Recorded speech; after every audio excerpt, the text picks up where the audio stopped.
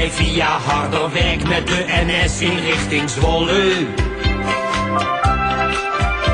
En dan kruisen wij de IJssel naar de Trijsberg in de buurt van Oldeneel.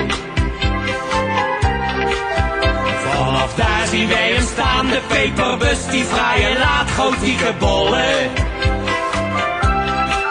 Daar heb je Zwolle en men hachtig in te juichen in mijn dikke Haagse keel.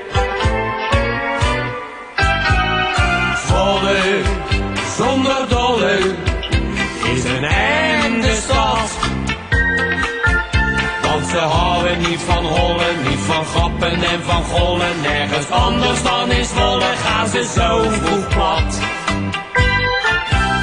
Als ik moe ben van het dolle, in die lijpenborden volle van de scholle koppenbolle Haagse binnenstad,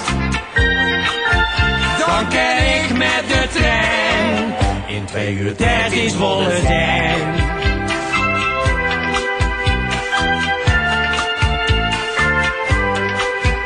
Eerst wat kijken bij die mooie winkels in de Dieserstraat, de promenade.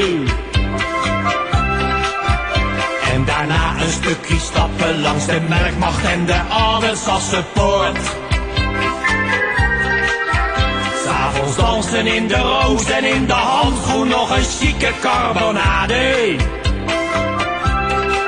Meer valt in Zwolle niet te mollen, want in Zwolle leven ze zoals het hoort.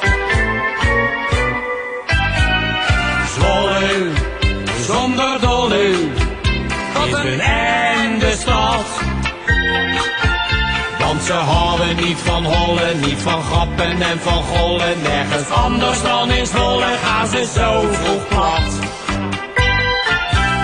Als ik moe ben van het dolle, in die lijpenborden volle van de scholle koppenbolle Haagse binnenstad,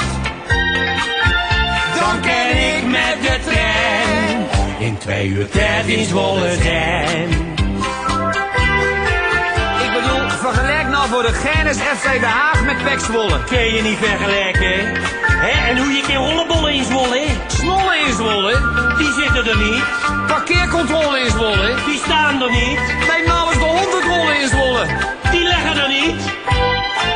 Dus als ik moe ben van het dolle, in die lijpenborden volle van de scholle koppenbolle Haagse binnenstad, dan ken ik met de trein in 2 uur tijd in Zwolle zijn.